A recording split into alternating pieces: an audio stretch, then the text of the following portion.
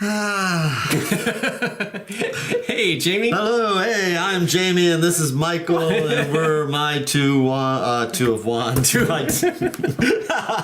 Hi, this is the Two of Wands. How you doing, Michael? Hi, I'm Michael. I haven't seen him, and I don't know how many This days. is Jamie. This is Jamie.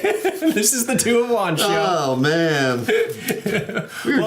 Welcome, everybody. I know. Well, I was doing 50 other things just before I hit go. So, hi. Yes, and so I guess the devil got in me. You're so bad. I know.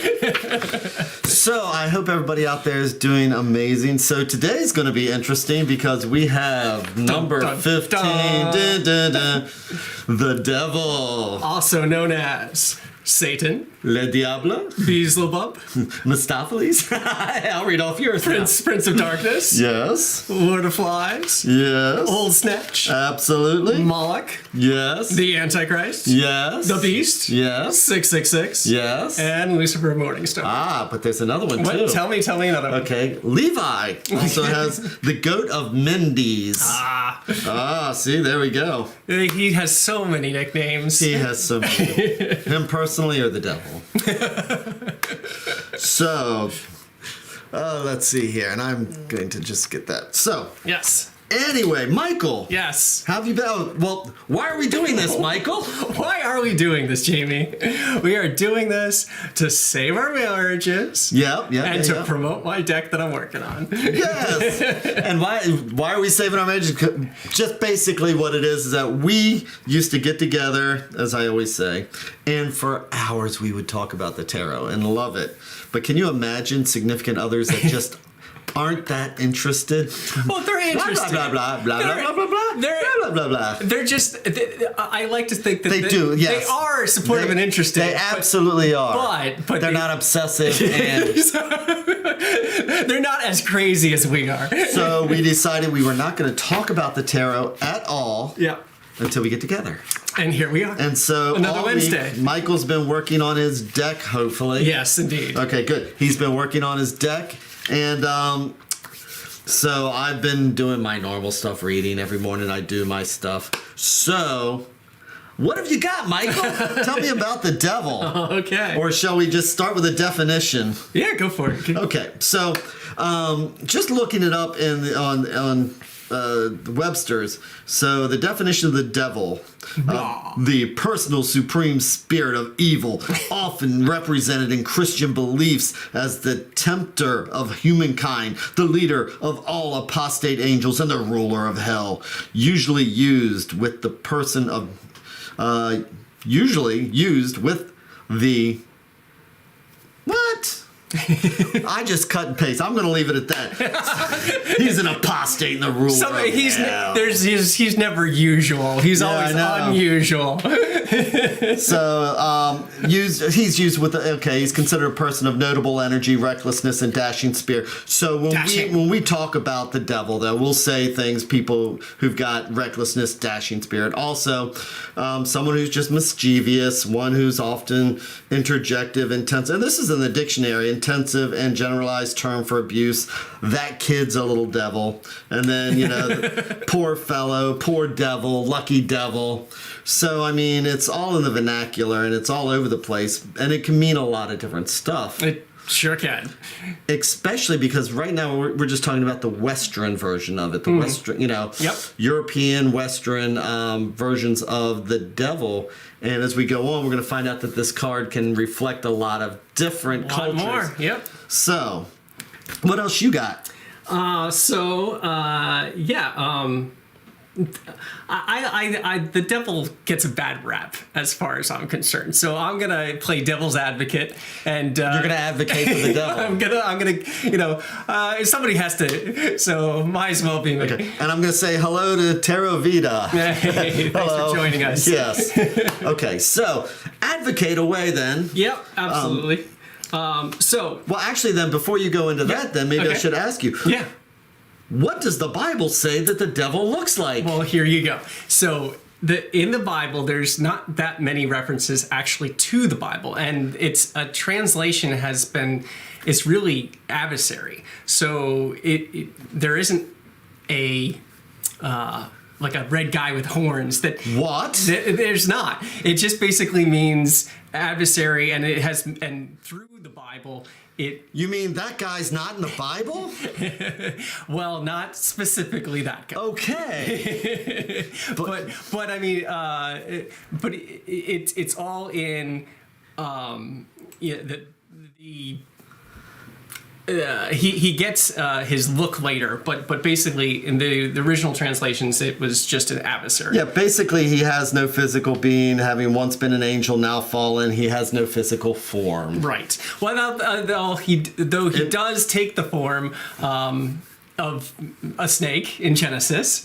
Okay, so but here's the thing. But here's the thing, right? Yes. So the snake in occult teaching and early symbology is a symbol of knowledge, right? Yeah. You see the caduceus of Hermes' staff. Knowledge is always associated with the snake.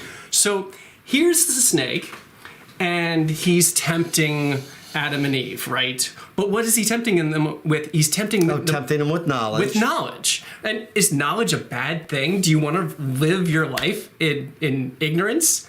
I mean, I guess ignorance is bliss, but I'd rather learn some things, right? So is he really a bad guy? So hold on. Right. So I've got the tree of knowledge is said to be good to look on, right? And that's what they say in the Bible. The tree of knowledge is good to look upon. So who put the tree there? Well, okay. God, I get that. Yes. Or the devil? Yes. And here's my big question: is there a difference? Well, okay, so we're already getting to the philosophical parts and things like that. Yes. So I mean, yes, and that is the Christian belief, as opposed to like Jewish don't believe in the devil and Satan. The Baha'i faith, they don't believe. However, there's a whole thing about that I could go into, but a lot of different faiths don't have it, and so what you're saying here with the Christian belief is that, yes, they're saying that knowledge, to try and achieve the same knowledge as God is bad. Is bad. And so, my question is why? Well, I can go back to Dante's Inferno. Okay. Which basically, the thing that I appreciate, because this is where you're going with it. Yeah. So why did Satan rebel?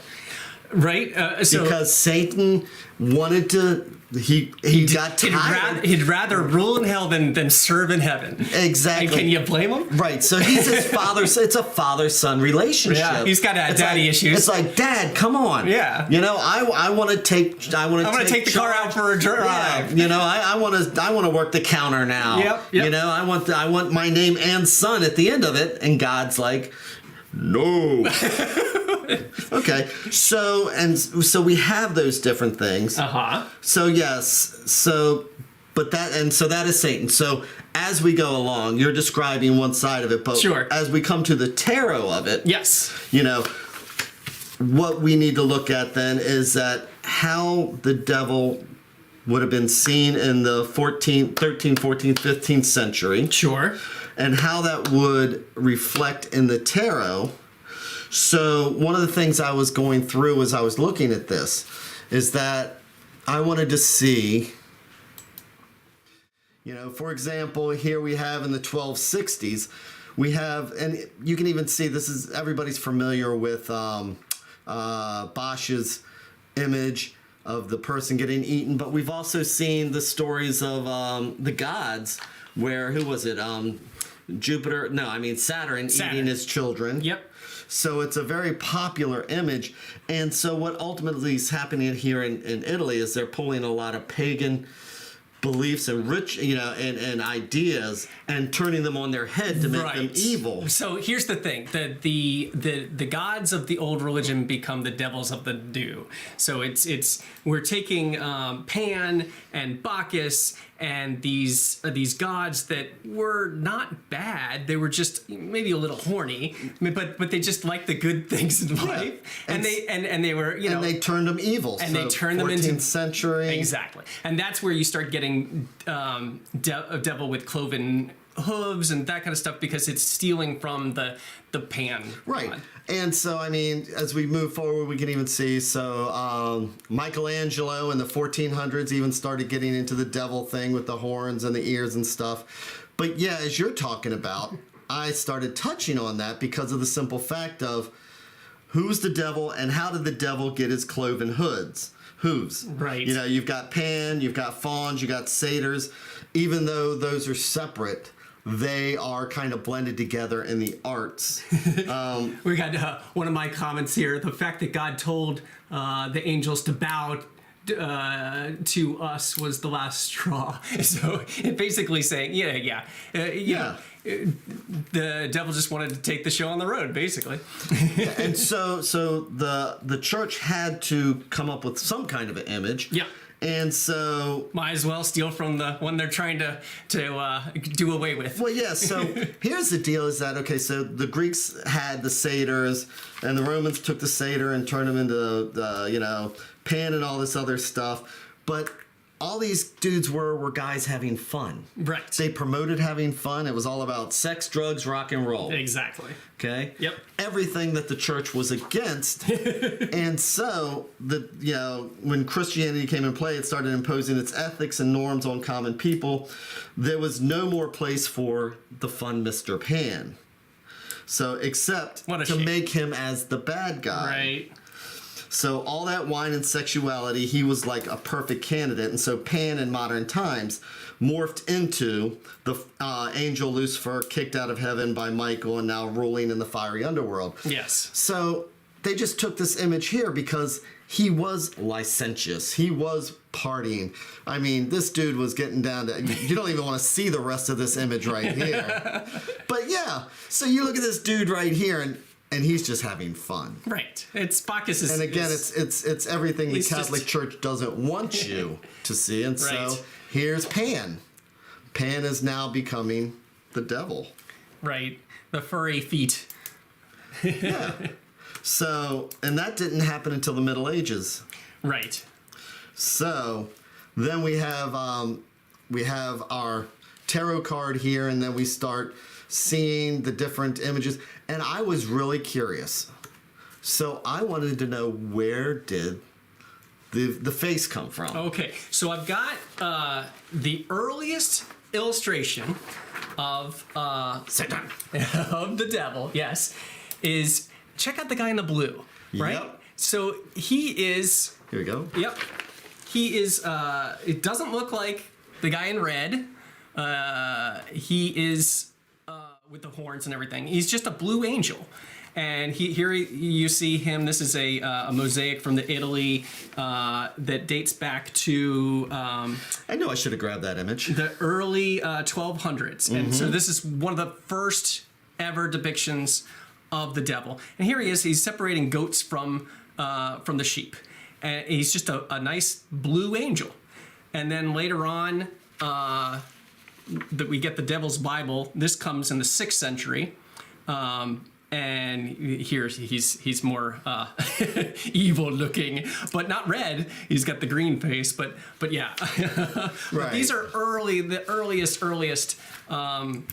depictions. So his image has changed. I was reading about this last week, and that's why but I didn't want to just throw everything in the world on there because it's more about the tarot cards than Satan himself. Sure. But so blue was seen as the ice cold and the devil. I can't remember exactly what it was, but there was a specific reason why. Hello, Joey.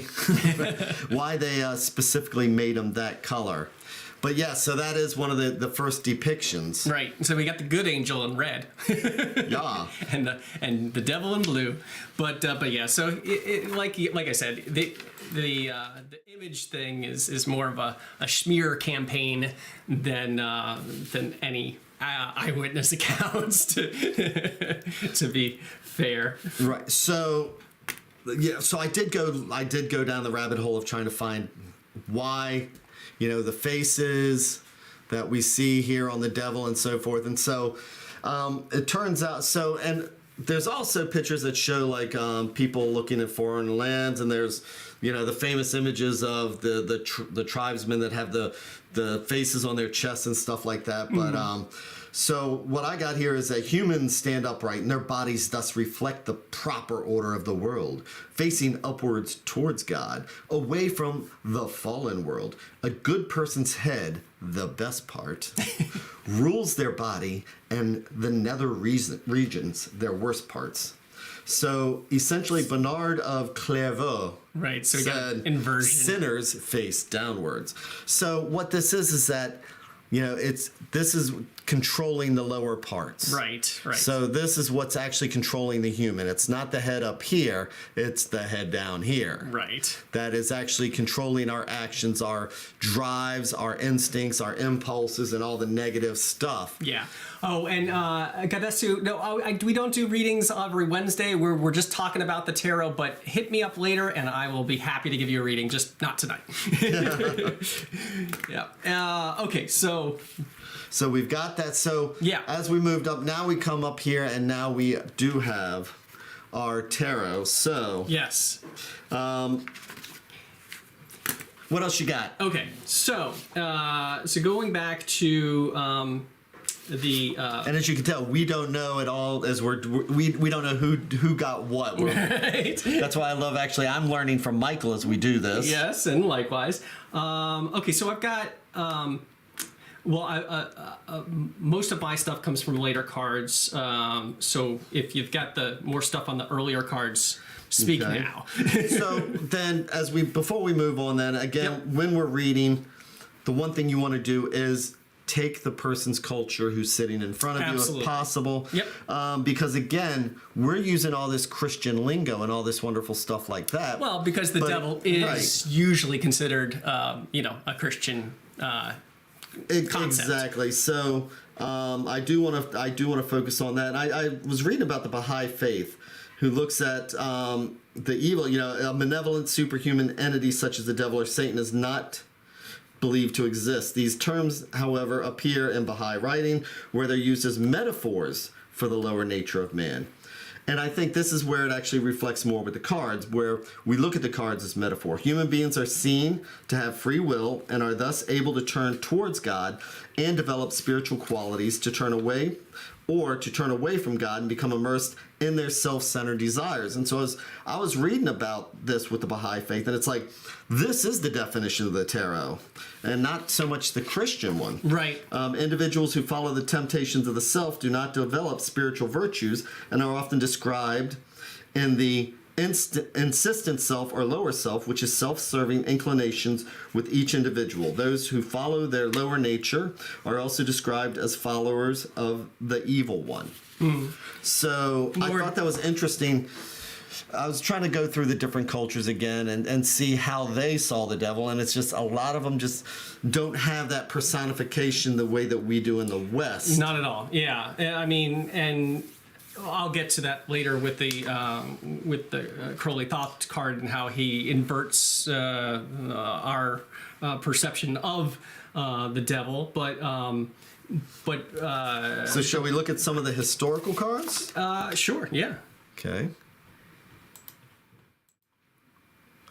So. And I did want to talk a little bit about some historic references to the devil, such as of course, John Milton's Paradise Lost was in the 1667 epic poem. Mm-hmm.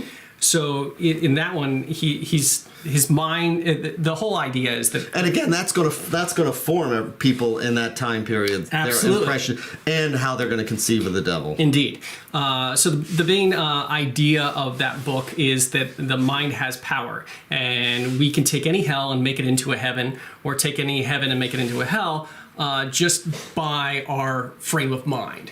So in the book, the devil is the embodiment of self-delusion. He's heroic when he's by himself, or when he's only with his minions. But when he's faced with true goodness, like Archangel Michael comes and takes him down with one blow. So he's pathetic when he's faced with but the whole idea is that it's is all about self-delusion. He is thinking that he's building himself up, but really he's not that powerful. So it goes back to like the whole Star Wars idea when Luke asks Yoda, "Is the dark side stronger?" And Yoda says, "No, it's quicker, more seductive, but not stronger." So the devil is it's all delusional if you think that that he can hold a candle to goodness. He can't. Well, and it's been a long time since I've read that, but again, it's funny because as we've talked about the history of other cards and things like that, but the devil really seems to have a lot of that historical influence in readings, because exactly what you just said is that when we deal with addictions, when we deal with compulsions, sure, there are things that we can't control or that can make us feel more powerful. Anger makes us feel more powerful. Right. We're not more powerful, we just feel more powerful with anger. Not more powerful. Exactly. Good distinction. Yeah, you just feel that way. It makes you feel good until you find out that you're actually not instead of the master, you're the slave. Right. It makes you feel like the master, but you're not. But you're not. Exactly. And that's how the delusion. parable. The delusion. That's the parable. Yeah. Of I feel like I'm just gonna kick my shoes off. Can y'all see me while I kick my shoes off? I'm getting comfortable here. What does that got to do with anything? I'm at home now with you guys. Yeah. So, absolutely. Yeah. So what we got? Go on. Okay. So what else we got? So the whole idea that that the devil is this shadow self that we must confront is the main issue here, and the devil has this delusional self that if you confront your shadow self, if you confront that, then you learn a lesson, right? So this is the card that correlates to the Hierophant, because the Hierophant is number 5 and this is 15. So this is the next cycle of the 5, right? Mm-hmm. And the Hierophant teaches you a spiritual lesson. He says, but wait, there's more. It's not just the material world. There's also this additional spiritual. And the devil is taking it one step further. He's saying, okay, I'm going to trick you. I'm going to, test you. I'm going to, because think of it this way. If a person truly virtuous if they're never tested? I mean, until we're tested, the person might be innocent, but they're not virtuous. You need to be tested in order to rise to that higher level. You need to fall in order to rise. And so the devil is teaching you, on a higher level. I think so. You don't agree? I see what you're saying. You don't agree? No, I see the devil when I do. Okay, not so much as teaching. I see. He's teaching the hard knocks, the harder lessons. Yeah, because you can go one of two ways with the devil. You can either be released from your bonds, if you can find that strength, or it can pull you down until it ultimately can kill you. It's not an easy test,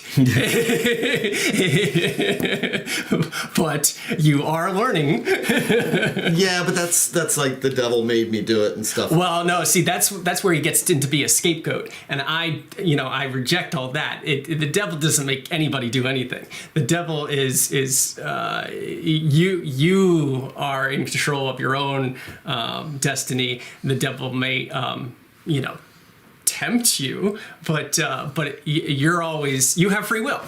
We all have free will, and so you can't just blame the devil. That's a cop out. It's not going to fly. And one thing that I've always thought was amazing is that I always heard that the he's the prince of lies. Yes, you hear that? Yep. But you know what? I think he's actually more truthful. The king of the truth. Yeah. Because as I always say, particularly with the Tower, what is the one thing that can hurt somebody more than a lie? The truth. The truth. Exactly. And that if this devil your addiction, your self-harm or harm for others. Yep. Here's a mirror. Are you ready to look? There's the truth, and that can bring you down. That can hurt. Yep. Absolutely. So he's not the Prince of Lies. This card is a reflection of the truth. Yes. Yeah. So, okay. Yeah. All right. So moving forward, well, I've got a whole bunch of stuff to talk about, but it's the later cards. Yeah. So we have because a lot of the earlier cards that we don't actually have them. Well, there is no Visconti, right? And they don't know why. So, so my suspicion is that these darker cards were used as curses, so that you might have been given away, or they were scared of it, so they might have hid it and buried it. That's what a lot of the books say. Right. When you're looking at the occult history of the tarot, they talk about that and things like that. There's a lot of speculation of why those cards got lost. Yeah, the early Trifani cards, we don't have the devil. And again, I was just looking at it's like we don't know why the Viscontis don't have them, or if they ever had them, or if they were lost. We can guess. But we can only speculate also that maybe there was religious superstitions and fears about having the devil. That makes sense. Especially in a game of chance. The church wasn't looking positive at this anyway. Right. So the early decks, normally we would show you the Visconti, or we'd show you the Charles IV, or we'd show you some, but there just aren't any with the earlier decks. And so we have to actually go into the late 15th, 16th century before we start seeing them as woodcuts. Yeah. And so we have the 15th century Budapest sheet here. These were found in book bindings. Mm-hmm. So when they would print out the copies for testing purposes and things like that on paper. Paper was expensive, so they would reuse paper, use them in book bindings, and they just happened to find some of these sheets in books. Right. So the Budapest sheet, 15th century, and again you can see the face in the crotch. He's got the face in the crotch right there. Yep. And then we go across to the Rothschild, which is the 16th century, and again here we have a face, and now we have him eating somebody, and he's got the wings, the obvious wings. And then we go ahead to we have this one by 16th century, Angelo Hebreo, and again it's just here's that satyr look. Yeah. With the legs like that of the satyr. Stealing from Pan. So he's got a very Pan look. Yeah. And this man's got the man in the wood, the green man look. Again, because, the church is saying that those pagans gotta go. Pagans got to go. That's so wrong. Anyway, so yeah, can we move forward to a more enlightened time? Okay, we can. So let's take a look at some of the other cards. So we both have historical cards, and then we'll jump to Levi. Ah, yes, good old Levi. The maker of pants. No, not that Levi. So then we've got our Noble. Right. And then the Noble comes along, and again, here he is, and he's got, I love the face and the stomach. Is your devil going to have anything like that? No, my devil's going to be, I was inspired by that first version of the devil that from that Devil's Bible. So he's going to look kind of similar to this guy. Kind of this, okay. But at least inspired by this guy. Okay. He's going to kind of be a combination between this guy and some of the other decks. But yeah, I blend, but I like in the early Marseille decks how there's already starting to to be a lot of symbolism that I can talk about. So you've got the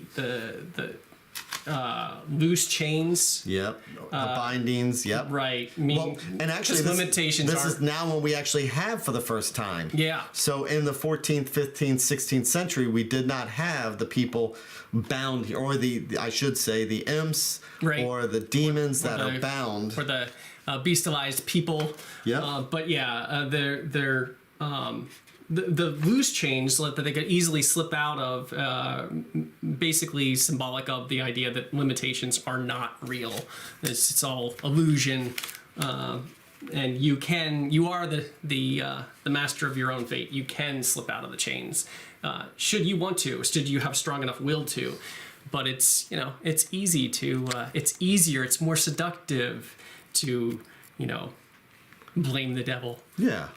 And then as we move along, then so along comes a noble. Yep. 1701. Yep. And you got the one hand up, one hand down, similar to the magician.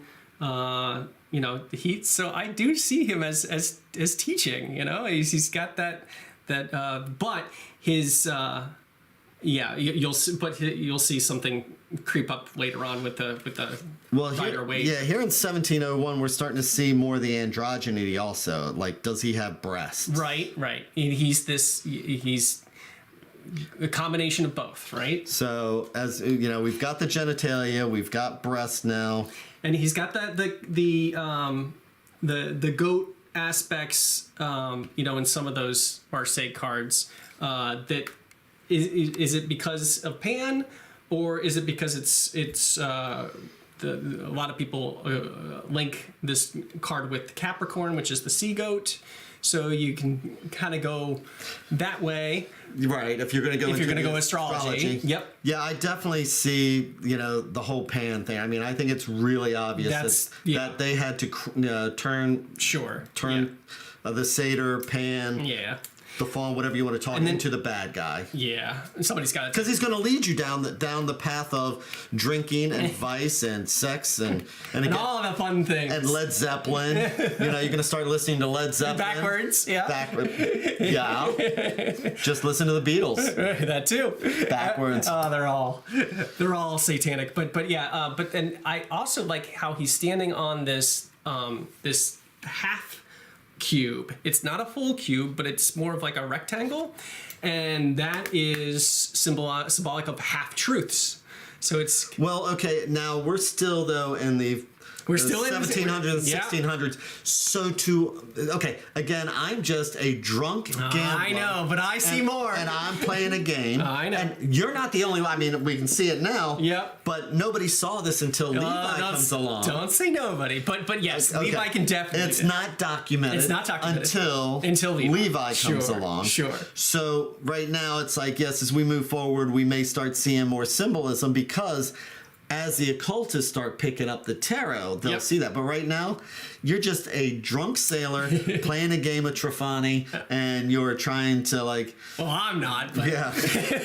And you're gambling and everything else. Yeah, and hopefully they're not going to ban it again this month in your city. So, and I mean, that's another thing with the game is that, we have justice. We have all these other cards, the Emperor, the Hierophant. Right. And with the game of tarot, with the game of Trifani, it's a trump taker. And so what this is saying is that you can have strength, you can have temperance, you can have all these other ones, justice, but the devil takes them all. Yes, indeed. The devil, and I think that's even a phrase, the devil takes them all. Well, and if you think about it, that makes sense, because the devil can take the Pope. I mean, we don't know what shadows lurk in the hearts of men. The Pope is only a human. What shadows lurk in the hearts of men. That's why the devil can take them all. Exactly. There's good and bad in everyone. So, now we're seeing him on the pedestal. Now we're starting to see, even as we come along to the convert in the 1760s, that it's starting to become pretty much standardized. They look pretty much about the same. His fork here becomes, and this looks like it might be a flame in the noble, but now it's definitely become, by 1760, we definitely have a flame. Yeah, torch. So, and he's definitely has his general, and it's definitely hermaphrodite now. Yep. So you're definitely starting to see more there. So what else you got before we move up to the 1800s? Let's move on. Okay. So I got tons later. So I got save room. So the Swiss JJ. Okay. Which is from the Gascon, 1831. So here we just have the devil, and we can see that he's more like He's got a pitch. He's got the pitchfork. But He's got the cloven hooves. He's got more like you would see, in the, how you have him pictured nowadays for, anytime you see the devil doing his mischief, this is what he looks like. He doesn't quite look like the old. So now he's starting to develop into something different. And that came about also from Faust, the ballet and the plays. That he wore red tights. Good point. Yeah. Yeah. Oh, well, yeah. And so that's. I was actually reading the article, "The Downfall of the Devil," and when he started wearing tights. Yep. So yeah. So when because. He starts becoming a parody. Right. Well, but that was the first time that he was wearing red was in the Faust plays, and then that kind of took off. Right. Because of the red tights. But before that he was like blue or green, that kind of thing. So all of a sudden he's this red devil. Right. And here he's got a trident. So is he trying? So this one here is another Italian deck, and is this trying to look more like Neptune? Right. Again, he's got the this looks more like one of the pictures you would have, or a statue of an elder god. The older Greek or Roman gods. Except he's looking more like Neptune here. Yeah. And so that is the 1880s, and then we start going to. You want to talk about Baphomet? Yes, indeed. Okay, so then we're going to go into 1854. Levi. Yay, Mr. Strauss. Mm-hmm. Yeah. So so Levi sees the devil with positive connotations. He agrees that that the devil doesn't get his due with most people. And he sees him more as the light, as the morning star, the light bringer, the snake of knowledge. He's got some knowledge to impart, and here he's got the alchemy things on his arm to solve and coagulate. Separate and to join together the powers of binding and loosening usurped from God. Right. And but still a lot of masculine energy. You see the Carduceus there as a phallic, but you see the torch between his horns there. That's again enlightenment. He's got knowledge. It's just a different approach. Right. So he's got the classic pentagram now, with the point at the top, a symbol, and his point at the top, a symbol of light. So I can actually read you what Baphomet has from Dogma and Ritual. The goat on the front piece carries the sign of the pentagram on his forehead, with one point at the top, a symbol of light. Mm-hmm. Ding, ding, ding. Yep. His two hands forming the sign of Hermeticism, the one pointing up to the white moon of Chesed, the other pointing down to the black one of Geburah. This sign expresses the perfect harmony of mercy with justice. His one arm is female, the other male, like the ones of the androgynine Kareth, who was another alchemist that Levi was inspired by. Yeah. So as we go through, we can see that a lot of the future decks that we have now are going to be esoteric ones, inspired by Levi. Right. And even the Waite, the Rider-Waite-Smith, even though Rider-Waite-Smith is a very Christian and sees the devil as in negative connotations, he can't help himself but still be inspired by Levi's positive version of the devil. Well, I don't know if he's so Levi. Look at he's very similar. He's got the one arm up and the one arm down, and he's demonizing the devil, but right. but even he is inspired by Levi. He just doesn't agree with him. Right, and so the flame of intelligence shining between his horns is a magic light of the universe balanced. The image of the soul elevated right above matter as the flame, whilst being tied to matter, shines above it. The beast's head expresses the horror of the sinner. And so so Wait is taking that torch between his horns and putting it down in his hand, holding it downwards, inverting it. He's got inverted pentagram. He's got the inverted bat wings. He's got the inverted torch pointing downward. He's inverting everything because he's making the devil into more of an evil connotation. But Levi's version is not right. And so is Caduceus, the rod standing instead of genitals symbolizes eternal life. The body covered with scales, the water. The circle above it is atmosphere. And the feathers following above the volatile. Humanity is represented by the two breasts and the androgynous arms of the Sphinx of the occult sciences. And on the, if you look on the palm of the devil in the Rider-Waite-Smith, he's got a little symbol there that is. Which symbol is that? That is. It is Saturn, which represents evil, misfortune, and deep change. Oh, jeez. The symbol for Saturn on the palm. Yeah, exactly. And I don't know about evil and everything, but yes, Saturn. Well, again, we have to demonize them. Demonize everything here. Yes. And the Rider-Waite. Because of those Christian connotations. So what I thought was interesting, and so I just wanted to show also because most people are familiar with the Rider-Waite, and so here we see the chains. Here we see he's on his little pedestal here. Right. Once we move past here, we'll go more into the Rider-Waite because it's so popular. But one of the things that I still thought was interesting is that, again, if it was not for the Rider-Waite, we would probably all be doing more of a Marseille style. Yes. And here's the Worth Tarot from 1889. Very much inspired by inspired by Levi. Yeah, here we got a positive devil. Yep. We've got the flame here. We've got instead of the inverted star, we have the star pointing up.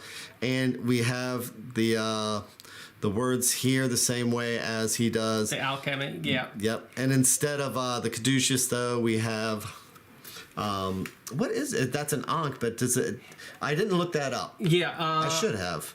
I think it's the, I thought that was possibly combining with the Mars symbol. Maybe.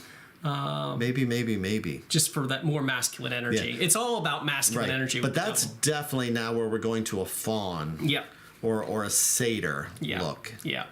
So, but this is what we would actually be using if the Rider-Waite had not gotten so popular. Yeah.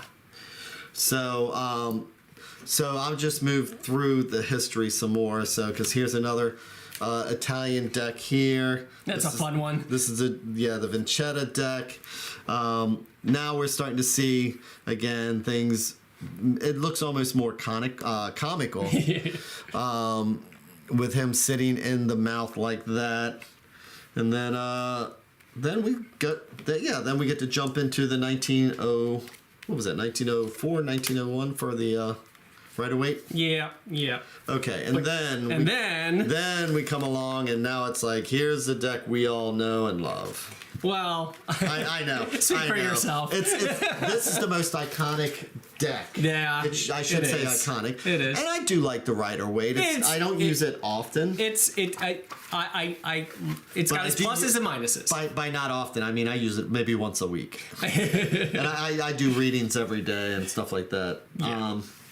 And I think we've pretty much covered everything. The inverted pentagram, basically meaning the well, he's also got the reverse bat wings, matter over spirit for the inverted pentagram. But yeah, again, inverted wings, inverted torch. Everything is inverted. Everything's bad. Yeah, and so one thing that he does say is that, and I'm going to bring up the Hierophant here. Yeah. As we talk about it, because he says in his book here, the pictorial key, the right hand is upraised and extended, being the reverse of that, the benediction which is given by the Hierophant in the fifth card. Right. So yeah, whereas the this symbol of the Hierophant means, oh wait, there's something more. This symbol, which is not the Spock symbol, but live long and prosper. Not that, but it's actually an old. It's actually an old symbol that means that what you see is all there is. So it's the opposite of what the Hierophant is saying, because he's tricking you. He's basically saying, "You ready for a test? The physical is all there is." Right. I know the Hierophant told you something different. I'm getting you on your dark day, and I'm gonna try and trick you into thinking that's not true. So it's a harder lesson, but he's teaching in his own way. Okay, and then reverse pentagram. There's and these cards are analogous with the as of Adam and Eve after the fall, and so of course we have the lovers here with Adam and Eve.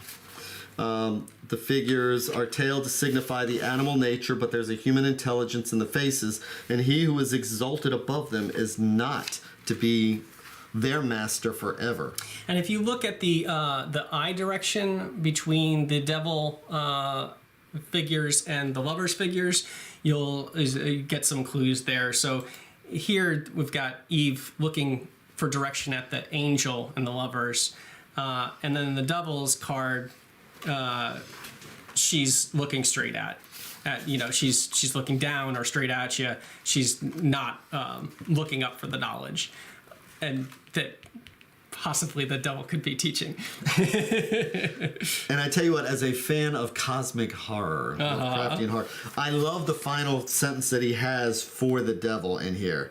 What it does signify is the dweller on the threshold without the magical garden, with those who are driven forth therefrom who have eaten the forbidden fruit. Exactly, the fruit of knowledge. And so he's the dweller on the threshold. Yeah.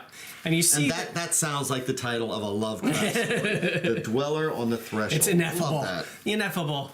But you see the fruit here, yes, on her tail. But yeah, it's... Well, okay, so the fruit on the tail. So the man, he's got the tail indicating his animal status, and the end of the tail is on fire due to the torch from the devil's flames. This can indicate things like addiction to base desires, things that burn us, things as the burning desires. Yes, it can. And then and the woman's naked and it's tied to the chain by the devil's cube. She has a tail indicating her animal status, and the end of the tail is a bunch of grapes. And so grapes are also where you get your wine and things like that. So again, it's about the pleasures of the earth. Pleasures, exactly. And the nudity in this card is different than the nudity in other cards of the tarot. So you'll see nudity in the star card and the world card, and this usually means purity or virtue. But in the devil card, it's all about physical things. So it's sex is the message of in the devil card. The nudity means, yeah, let's get it on. Yeah, right. And Tara Vita is asking, was this card always called the devil? No. Again, it was originally called, it was, what did I do with my stack of cards? So here we have, it's going to be La Diablo, so I mean, it's just going to be the Italian version of the devil. Yeah, but it's all pretty much. Unless you go to the French versions. Well, but it's all Italian versions. All translations of the devil. So right. Yes, unless you're going with that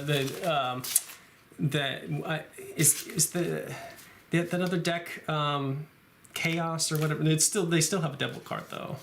There's that. Which one? That early deck, that one of the first divination decks. I'm trying to remember the guy's name. I'm blanking. Fred. No. Not the Mintchiati. No. Later. The first. Italia. Is it? We'll look it up. Yeah, I think it's Italia, but anyway, he's got like a whole bunch of weird cards. I'm not sure if he calls the devil something different, but that would be the only one. It's pretty much always the devil. Right. But what the devil means could be different. And can we go into Crowley? Because I've got a whole bunch. One other thing, because again, right. so what else we got? This is where we were talking about the cube, and that's why I wanted to bring it up now, because of esoteric, more esoteric. Sure. And so now the cube is traditionally in the Kabbalah, the cube represents space and the creation of the world. The high priestess sits upon a cube, as do other characters. So, and it's true. So if you look, and even the odd thing with the chariot, he's actually coming out of a cube. Right. Look close at the chariot. He's not sitting or standing in there. He's actually rising out of the cube. And so here we have the devil sitting in here. The devil straddles above a half on a cube. half cube. He is not complete, and there are areas missing from his perspective. Yes. So, and so that is the cube right there. The half cube. And of course, the chains rectangle indicate, bondage and our impulses. And somebody just said, Tara asked, upside down doesn't mean bad? Doesn't mean bad. It means cleansing. When you turn the devil upside down, what I explain to people is, see how loose those chains are? Slip right out. It means the chains are coming off. Yeah. Because these chains are a choice. Those chains can be, as much of a choice as an addiction can be, as much of a choice as our bad behaviors or our harmful self-harm behaviors can be. You can choose to go to rehab. You can choose to get clean. It's always right. I mean, they can throw you in jail. They can threaten you with your life. They can threaten your house and everything else. Some people still refuse to take these chains, even though they're loosely, but they're the most important things in their lives. Yep. And until they can actually turn that around. That's the trick. And the chains can fall off. That's when the cleansing can happen. To answer his question. Their question. Their question. Their question. What you got? Okay. Can we go to Crowley? Let me see. Yes. All right.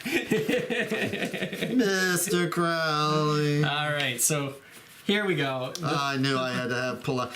The Thoth deck. You love your Thoth deck. I do. I know you do. So that's why I have it here too, because I knew you're going to want to talk about it. And also because it does deal a lot with Levi. Absolutely. So here we go with the Thoth card.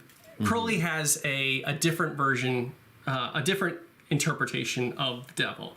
He has called the devil the savior of the world. And because there is, until, again, it goes back to the whole idea of being tested. Until we're tested, how virtuous are we? We don't know, because we've never been tested. So it's you need to go down before you can go up. But this is more than just being a test. This is all about masculine energy. Masculine energy at its most masculine. You've got the blatant phallic there. I knew you would have to touch that, and the simple fact that it's also going through this Saturn's rings, which is the female element there. Yep. But again, linking to Saturn there at the top, and even another phallic going downward. This is the wand of the Golden Dawn chief adept. Yep. In the central position, so front and center, you got that, again, male energy, creativity. So you're creating. These are the souls that are ready to incarnate. And these are the sperm. These are the souls. Right. That's ready to get shot through. Ready to be born into this incarnation. Exactly. And we've got chaos on the side here. And those lines are also indicative of Mars. The canals of Mars. Some have seen that, yes. Because this is the card. Mars is... It's linked to masculine energy, of course. But it's also, but more, officially it's chaos. Sure. Because it's a little, wild. Because it's a little chaotic. It's a little wild and fun. I mean, this is just the whole idea. And you haven't even touched on the goat yet. Did you know there's a goat in the middle? Yes. So there is the goat. And this is again linking to Pan, Bacchus, that kind of thing. But eat, drink, and be merry. Eat, drink, and have sex. I mean, that go to smiling and having fun. He's got grapes on his head. This dude is a party waiting to happen. He knows how to party. And that eye, he's got the third eye on there. Do you see it? Yeah. So this links to the Hebrew letter for I, ayin, is linked to this devil card, and it goes the whole idea of don't believe everything you see, because the devil will sometimes trick you. You got blindfolds in the tarot oftentimes means that you're turning inward and you're seeing things for how they really are, because you're blocking off the eyes, which can lie to you. There's illusions. There's tricks that the magician can play on you. So you can't always believe your eyes. Right, and the one card that doesn't have the blindfold is justice, whereas now we see you always see justice is blind, and that's not a good thing. Justice needs to be able to see all. Yes, exactly. Well, but I mean, in a sense, okay, yes, but that's not quite going with where I was going. Right. I know. That just reminded me. So yes, but justice is not always fair. As we talked about. So yes, as far as being blindfolded, right, yep, to look inward to make those decisions. Exactly. And not be deceived by the outer world. Right. Because we can our eyes can trick us, and you'll love this because it's a Shakespeare quote. But the devil hath power to assume a pleasing shape. Yes. So I mean, you can't always believe what you see. But also with Crowley, he also Crowley. It's also moving past our man-made morals and limitations, the things that are imposed on us. Right. So it's not the negative, this is about being free. Being free, it's all about... Instead of being bound. Exactly. To undo those chains. And this is a guy who was a heroin addict. Well, among other things. Other things, yes. But, I mean, you shouldn't use Crowley as a role model in all aspects. This is true. However, I do appreciate him looking at the devil card in a in a free manner. In a free because sense. I personally don't believe there's a devil. I mean, I just. A lot of people don't. Yeah, right. a lot of people that still believe in God, but they don't believe in the devil. And I like to think of when you get to a higher understanding of the divine, it's balanced, right? You're both male and female, as the Levite goat. You're both the tempting knowledge comes from God and the snake. I mean, he put the tree in the garden after all. Yep. He's tempting them just as much as the snake is. It makes me think of this great lyric from Tom Waits. Don't you know that there ain't no devil? It's just God when he's drunk. Right. Okay. So bringing it back to actually readings and the tarot.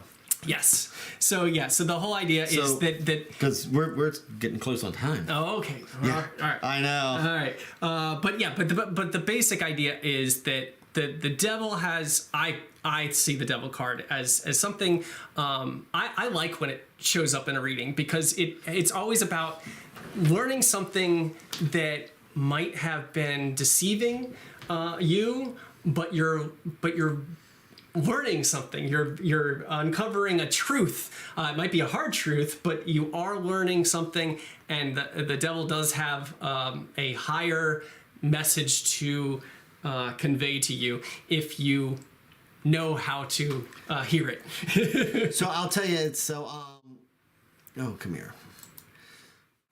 What's interesting and something that I learned a long time ago is that I was doing a reading for somebody, mm-hmm, and they just were not happy. And they got like the 4 of coins, and greedy, doing the Rider-Waite, where it's somebody all closed up, and it was the Hierophant and all this, and just these reversals, and it was just really weird. And then in the advice position, was the devil. Sticking his tongue out. It was the devil. Yeah. And I was asking her, and I'm like, when's the last time you actually had fun? Had some fun, right? When is the last time you just cut loose, that you just went out and just had a good time? And she's like, I haven't in so long. And I said, I think the advice is that you just fun. need to go out and be immoral for a while. I mean, maybe not immoral. I didn't quite say that. Right. But I said it's like let loose. I mean, go out, relax. Life is for living, right? Yeah. So you need to experience it. Otherwise, what's the point? But we ended up having a great conversation after that popped up, because it really was the crux of everything that was going on. I mean, especially with the Four of Coins, she's like, that is so mean, because she just felt that closed up. Yeah. And she just related to that. And she was asking about repression. And then the other cards that lined up, and it's like, she's like, you're right. Yeah. It is it's like, I need to just cut loose. And you can escape hell, because hell is not a place, it's a frame of mind. And you can escape hell by practicing the virtues. So you can, by being virtuous, but not living, not closing yourself up, not hiding away from the world, but going out and experiencing the world, be virtuous, but experience the world, have fun, enjoy life, smell the flowers, smell the roses. Smell the roses. Right. So what else have you got? Have we covered everything that you wanted to cover? I think so. Yeah, just remember that, as Voltaire says, when man believes in the absurdities, he commits atrocities. So don't give into the darker side, but don't use the devil as a scapegoat for evil. There's plenty of the evil in the world. There's good and bad in everyone, and so you don't need to blame some force. It's you. Own it, and for better or worse. You've drifted this into a pro devil. So, but I know what you're saying. Yeah. Yeah, and so when it comes to the card itself, I mean, even Rider Waite goes to the point. What does he have in here? That it is revenge, violence, vehemence, extraordinary efforts, force, fatality, that which is predestined. To me, it's like, he's got all these things like that, and it's like, to me, it's like, it's the harm that we do to ourselves and others. Right. And I think that covers it right there. You can go on to the different levels of it when you're talking the tarot, but it really is about those things that we do to harm ourselves and others. And also don't forget the positive aspects of creating your own experience. So I mean, well, and that's where it deals with. No matter what the cards are, the cards to the left and right will determine the true definition. Exactly. So exactly, it's all about the and let's find out what the. So do you want to do a quick reading? Yeah, let's do it. Let's do it. So, but yeah, the whole idea with knowing, if the devil is the one bad card in the deck, what's the good card? And it's a trick question, because there are no bad cards or good cards. Every card has good and bad. Well, it has an advice. It has an influence. Yeah. It has something to say. Something to teach, and every card has a lesson. Every card has negative and positive aspects. The devil has a positive side. Oh, and then one of the things I forgot to say on the Crowley card, his spiraling horns. Yes. That is connecting to the DNA spirals. So again, I saw that. That creative energy. It's all that So did he actually say that, or is that just somebody quoting that? Because I need to look in the book. That's why I didn't add that, because yes, I had read the same thing that you did. Yeah, I'm not sure that it looks like spiral DNA. And I don't know if that came if Crowley was alive during the time when we did. Yes, they knew about it. They knew about it. Then I'm sure he did, because he was all about. Then that's probably intentional. Then there were some things that the science didn't catch up on. So there's speculation or whatever. But if Crowley knew a bit about the DNA spirals, then I'm sure that's the reason that the horns were curled. That makes perfect sense. Yeah, I would want to see the documentation. Well, I can look for. You know me, I'm big on. I'll look for the source on that Yes. one. I'll look for a source. So what we like to do, and we're getting short on time, Yeah. but I always like to see how a card is reflected. Again, we don't know what a card means until we have other cards beside it. Sure. And so I like to do a quick read. If it was in a reading, and I pulled out the Oswald Worth again, just because I think that this does not exactly look like a negative card. Oh, it's great. Yeah, it's great. And I do on MyTarot, the Facebook group, I do a morning reading every morning, as a matter of fact. 7:30, Monday through Friday, free reading just for the day for daily reflection. And I use this deck a lot just because it feels to me like it has a positive aspect. It absolutely So does. do you want to go first or you want me to go first? You can go ahead. Okay. Yep. Start us off with the Worth. That's a good positive card. So, and I normally don't think about separate and joined. So this one right here, we have the binding and the loosening. So I'm even going to take that then. If I was going to do a reading, let's say, what is it that's binding us? What's the negative aspect? And then what is loosening? What is, because of the word right there, the coagula, what is it that will make us free? So with the devil in the middle, what is it that's binding us and what is it that can make us free? There we go. So,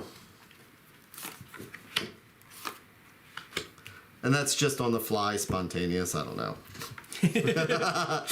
As we do. So what is binding us? So here we can see that we've got the Page of Wands. So maybe if I see something like this, because he's actually, the pages are young. They're like an apprentice. They're easily led astray. Mm-hmm. And he's got this torch, and he's ready to just go ahead and light it over here because, again, he sees the light. He sees the power that comes with it. It's like the devil can put on a pleasing form. He's not seeing it for what it is. So I would say what's binding us then, just looking at it like this, would be, what is it that we're seeking, and is it really the truth? So what are we being blinded by? What is it that we want to do, but it's leading us in a negative direction? It almost looks like he's being blinded by his own club there. Yeah. So I just see him leaning over and just lighting it off that. Yeah. And so, yeah, that sounds good. What will loosen us? What will bring us? So here we have the Eight of Swords. Okay, so eights are about progress. They're about rewards. They're about moving forward. And with the eights, though, with the swords are mental, and so there's a large mental strain. And so here he's being deceived. He's the wands are more about fire and about energy and about doing something. Yep. And here he's not thinking clearly. What the freedom is going to be, what's going to set him free, is that he's going to have to take the burden. He's going to have to really analyze it. And he could be he's maybe holding a torch for a love.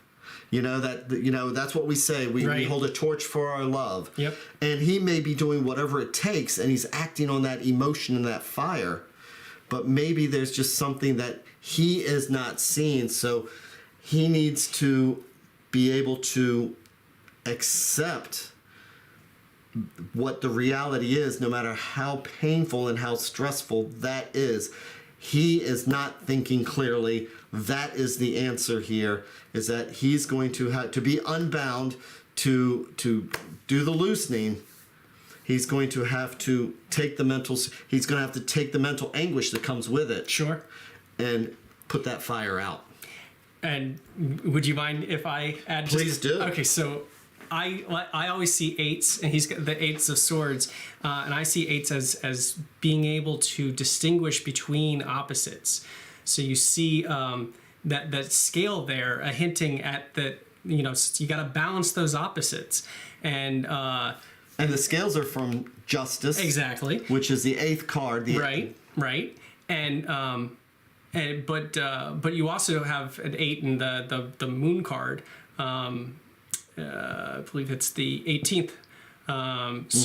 So again, that moon energy where you're is it a dog? Is it a wolf? Seeing things clearly. Seeing things clearly. Balancing seeing between the opposites and being able to find that truth. So it fits so well with the devil, because the devil here, sometimes you don't see clearly because of your passions or whatever. Well, I will sell my soul to the devil to have this woman. Right. I will light the flame. Right. And it's like, you got to see clearly and know whether that's good for you or not.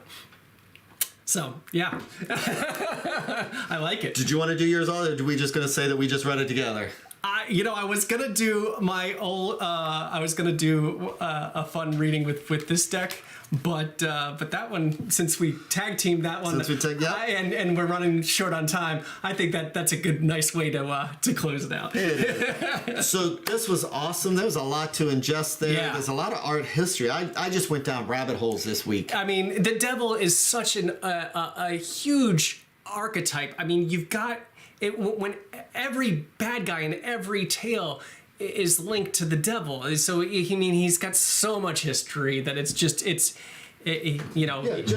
the ultimate scapegoat. Watch Merry Melody. So I'm sitting here watching also Cupheads on Netflix. Right. And I've only seen the first episode. And what's the first episode? It's the devil. Right. Yeah. I mean, so he's such an archetype. Yeah. So But he's a scapegoat, so don't, No, it is those things that cause harm to ourselves and others. Is the short version I use. I see him. But I enjoy the aspects sometimes, because sometimes I just need to raise a little devil. Exactly, and I raise a little hell. And I see the devil card when he comes up as having an important lesson, and he's teaching you in a non-conventional way. So if you're open and smart enough to see through the trickery, there's some important lessons that you can learn from the devil. So yeah. So okay. So that's me playing devil's advocate. Yep. So next week, oh man. What do we got for next week?